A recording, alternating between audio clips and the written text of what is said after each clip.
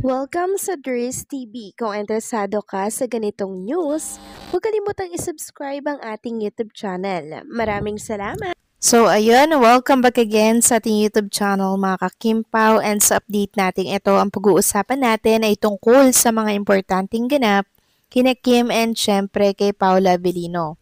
Pero bago po ang lahat, maraming salamat sa inyong patuloy na pagsuporta at pagsubaybay sa mga daily update natin.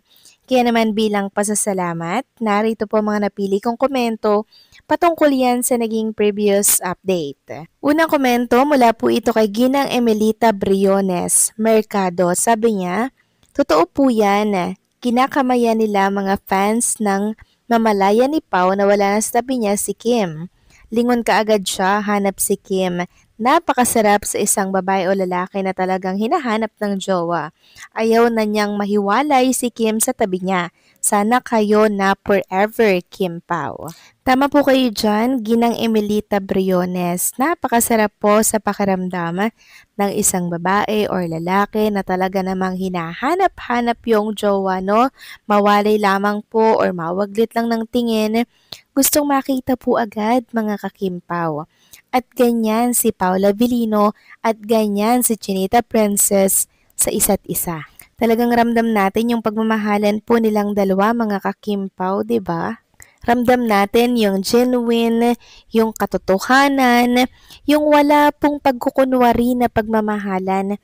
'Di ba? Kahit walang camera, mga kakimpaw, makikita at mararamdaman po ninyo yung totoong nararamdaman ng isa't isa. Base po yan sa mga kilos, sa mga pinapakita po ni Kim at Paula Avellino sa marami.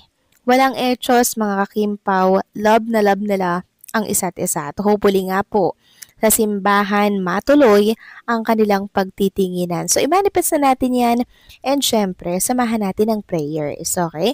So, maraming salamat sa komento, Ginang Emelita Briones. God bless po at mag-iingat po kayo palagi. At ang next comment naman mula po kay Ginang Norma Dayag. Sabi niya dito, Dries TV, good AM. Eto, kagagaling lang namin.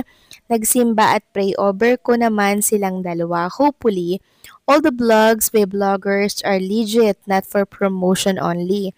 Kasi Dries, may vloggers na nag-vlog na nakikiride on lang si Pao sa kasikatan ni Kimi at sinabi pa na si Paulo ay magpapakasalang si Pao ng isang non-showbiz girl. Dries, dito na naman ako di mapakali at di makatulog sa vlogger na ito na nagbablog. Kaya if ever na ganito mangyari sa buhay ni Kimi naman, mabuti na rin na non-showbiz din ang mapangasawa. Kaya Kim, have some reservations na you just don't know what happened to you. Kaya awang-awa kami sa'yo, Kim, if ever na mangyari ito. God bless you, Kim, and your family. Nako, Ginang Norma Dayag, ito na naman po tayo, no? Huwag po kayong magpapaniwala sa mga vlog na katulad niyan. Super nega, mga kakimpaw. Maniniwala po ba kayo dyan kung salungat naman yung nakikita po ninyo at pinapakita ni Kim and Paula Avellino? 'Di ba? So, pang showbiz lang ba yung pinakikita ni Paula Avellino kay Chinita Princess? Kahit wala nga pong kamerang nakatutok, ganon si Paula Avellino kay Kim Chu. At hindi po ganyang tao si Paula Avellino mga kakimpaw. Noon pa man sinabi niya na po na pag ayaw niya, ayaw niya. Ayaw niya pong niloloko yung mga fans na meron silang something. 'Di ba? Hindi po ganong tao si Paula Avellino. Totoo po siya. Sabi nga po, what you see is what you get, mga kakimpaw. Kaya kung maniniwala kayo sa mga vlog na katulad nito, na kung saan sasabing sinasakyan lang daw ang kasikatan ni Chinita Princess, nako, sakay lang ba yan mga kakimpaw?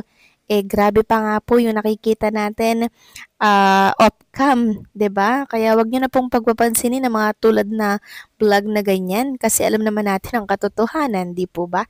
So maraming salamat po sa komento, Ginang Norma Dayag, at sana po ay wag na kayong magpapanood ng mga negative na vlog tungkol kay Kim and Paula Avellino, okay? Samantalang, pag-usapan na natin itong mga topic po na nakalap natin sa araw na to ng Lunes. At unahin nating pag-usapan ang tungkol dito sa ganap kay Chinita Princess kahapon. So, next niya nga po yung picture ng kanyang pamangkin na si Rain na kung saan kasama po ni Chinita Princess na nag-matcha tapos nagpunta sila sa parang library ata to, nagala sila, nagbanding sila mga kakimpaw. Sabi nga dito, just me and my matcha girlie, si Rain. So magkamukha talaga sila mga kakimpaw, no? Mag-tita kasi. So, hinahanap po yung isang pamangkin ni Chinita Princess, yung anak ba yun ni Ate Lakam. Hindi niya po nakakasama mga kakimpaw. Sana okay lang din po yung relationship ni Chinita Princess sa anak po ni Ate Lakam niya. No? Sana hindi maapektuhan yung relationship ni Kim sa pamangkin po niya sa nangyari po na issue sa kanyang Ate Lakam. 'Di ba? Sana separate po yun mga kakimpaw at kung ano man yung away nilang yun, sana sila lang ang may away at hindi po kasali yung mga bata. Kasi wala naman pong alam yung mga batang yan, mga kakimpaw, 'di ba? Sa awayan nila ni Ate Lakam. Kaya hopefully ay hindi po ma-brainwash or what itong mga pamangkin ni Chinita Princess. Sana manaig pa rin po ang katotohanan at syempre yung mga kabutihang nagawa po ni Chinita Princess sa kanila. Samantalang next topic naman, pag-usapan natin mga kakimpaw, ang tungkol po dito sa ano po ng The Alibay. Since malapit na nga itong ipalabas, November 7, ako, nakapag-subscribe na ba ang lahat? Sa mga nagtatanong kung paano po mag-subscribe, i-download nyo lamang po sa Play Store ang Prime Video PH. Tapos, magsa-sign up po kayo doon. Kung anong pangalan nyo, ano yung password nyo, ano po yung number ninyo. Tapos, ayun, isunod-sunod nyo lang po mga kakimpaw hanggang sa makapagbayad na po kayo. Ganun lang yung process. Or kung hindi nyo pa rin po makuha, magpatulong po kayo sa mga nakakatanda or sa mga bagets na kakilala nyo. So, ito po, ipiplex ko sa inyo yung pinakang highlight nitong The Alibay. So, The Alibay is a story that blurs the lines between love, betrayal, and survival. Set in a world driven by power, privilege, and hidden sins.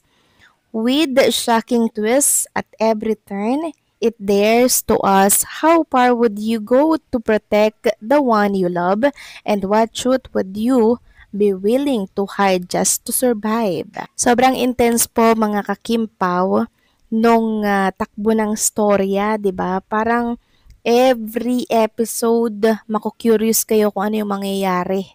So grabe po ito mga kakimpaw kaya sana po suportahan natin etong series ni Kim and Paula Avellino na mapapanood by November 7, syempre 2025. Parang 2 months siyang tatakbo sa Prime Video PH. Samantalang next topic naman tayo, pag-usapan natin mga kakimpaw ang kaganapan kay Kim and Paula Avellino. Still, tahimik pa din po ang mga social media platforms nila and si Kim nag-flex lang po ng ganap kasama po ang kanyang pamangkin. Pero syempre, hindi natin alam kung updated ang naturang Instagram story. Kasi alam naman natin na si Paula Avellino laging gusto You Beside Me Always, si Chinita Princess. So paano mga kakimpaw, hanggang dito na lamang po ang update natin. Maraming salamat sa patuloy na pagsuporta.